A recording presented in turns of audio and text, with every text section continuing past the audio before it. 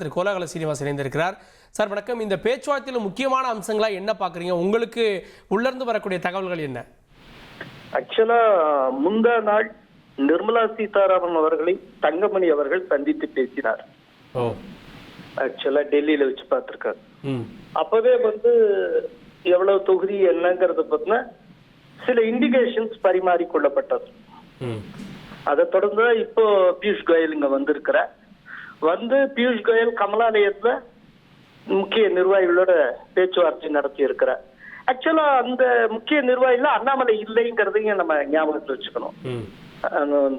Vanathi Srinivasan, H ராஜா எல்லாம் இருந்தாங்க. அண்ணாமலை இருந்ததாக தகவல் இல்லை. அதே நேரத்துல இங்க பேச்சுவார்த்தைக்கு வர்றதுக்கு முன்னால எடப்பாடி பழனிசாமி பல முக்கிய தலைவர்களோட, தன்னுடைய கட்சி தலைவர்களோட அவர் பேச்சுவார்த்தை நடத்தி இருக்கிறார். எப்படி பண்ணலாம் என்ன ஏதுங்கிறது. திண்டுக்கல் சீனிவாசன், அதே போல எஸ்பி வேலுமணி, KP முனுசாமி இவர்களெல்லாம் அந்த மீட்டிங்ல இருந்திருக்காங்க. எல்லாம் முடிச்சுட்டு தான் இப்ப பேச்சுவார்த்தை நடந்துட்டு இருக்காங்க. பட் எனக்கு தெரிய பிஜேபி 2 லிஸ்ட் வச்சிருந்தாங்க. ஒன்னு A லிஸ்ட், இன்னொன்னு B லிஸ்ட். அந்த A லிஸ்ட்ங்கிறது போட்டியிட்டால் திட்டவட்டமாக ஜெயிக்கக்கூடிய தொகுதி. அதுக்கு அடுத்த லெவல்ல அநேகமா ஜெயிக்கலாம், முயற்சி பண்ணால் ஜெயிக்கலாங்கிற மாதிரியான ஒரு செகண்ட் சான்ஸ் உள்ள தொகுதிகள் அப்படின்னு சொல்லி ஒரு 30 தொகுதி, அப்படி மொத்தமா ஒரு 60 தொகுதிகளுக்கான பட்டியல் அவர்களிடம் இருந்தது. இப்போ இந்த ரெண்டு பட்டியல் ஆல்ரெடி எடப்பாடி பழனிசாமி அவர்களிடம் கொடுக்கப்பட்டிருந்தது. அவங்க ஆல்ரெடி அந்த தொகுதி அது எல்லாம் இன்ஃபார்ம் எல்லாம் பண்ணிட்டு தான் இருந்தாங்க. எதுவுமே புதுசா இப்ப ஜீரோல இருந்து இன்னைக்கு பேச்சுவார்த்தை நடக்கல. பியூஷ் கோயல் வந்ததுக்கு அப்புறம் இன்னைக்கு முதல் தடவை பேசுறாங்களே ஒழிய ஆல்ரெடி எந்த தொகுதி கொடுக்கணும் என்னங்கிறத பற்றி நாலேஜ் 2 தரப்புக்குமே உண்டு. இது எதுவும் புதுசு கிடையாது. ஏற்கனவே அவங்க ஒரு டீலிங்ல இருக்காங்க. இவ்வளவு சீட்டு தான் அப்படின்னு ஆல்ரெடி ஒரு நாலேஜ் உண்டு. அதாவது பிஜேபியோட எதிர்பார்ப்பு என்ன, அவங்க எந்த தொகுதிகளை கேட்கறாங்கிறது அதிமுக தலைமைக்கு தெரியும். அதே போல எவ்வளவு கொடுக்கலாம் என்ன எதுங்கிறத பத்தினா அதிமுகவுக்கு ஒரு ஐடியாவும் இருக்கு. இப்போ இது இப்ப பியூஷ் கோயல முறைப்படியா தேர்தல் பொறுப்பாளர் அறிவிச்சதுக்கு அப்புறம் இப்ப அவங்க முறைப்படி ஒரு பேச்சுவார்த்தைன்னு, அதாவது நேரடியா ஒரு தொகுதி பங்கீடு தொடர்பா ஆரம்பிச்சிருக்காங்க. ஏப்ரல் 12ஆம் தேதி பிஜேபி ADMK கூட்டணி அதிகாரப்பூர்வமா சீல் பண்ணாங்க. இப்போ தொகுதி பங்கீடு பற்றி அதிகாரப்பூர்வமான பேச்சு தொடங்கி இருக்கிறது. இந்த மாதிரி இதுல ஒரு விஷயம் என்னன்னா, பிஜேபிக்கு மட்டுமே தனியா 30 தொகுதி வரைக்கும் கிடைக்கும் அப்படின்னு சொல்லப்படுகிறது. 25ல இருந்து 30 தொகுதிக்குள்ள அந்த அளவுக்கு கிடைக்கும். அது தவிர்த்து மற்ற சில சிறிய கட்சிகளை பிஜேபி கொண்டு வரலாம். இப்ப டிடிவி தினகரனும் இல்லாட்டி OPS வரணும்னு விரும்பினார், திரும்ப வரணும்னு. அதே இந்த கட்சிகள்லாம் அப்போ அவங்களுக்கும் சேர்த்து பிஜேபியை வாங்கி தரலாம். அதுக்கு வாய்ப்பு இருக்கு. அப்படிலாம் இருந்தால் கூடுதலா ஒரு 10 தொகுதி வரைக்கும் ஒதுக்கப்படலாம்.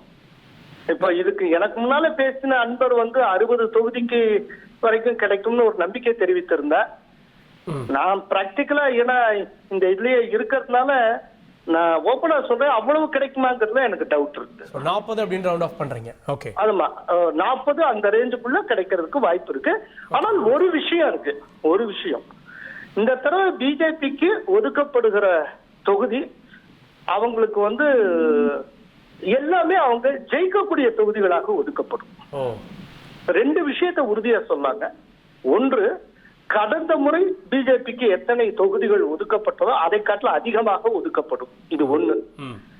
2வது, ஒதுக்கப்படுகிற தொகுதிகள் அவர்கள் திட்டவட்டமாக வெற்றி பெறக்கூடிய தொகுதிகளாக பெரும்பாலும் இருக்கும்.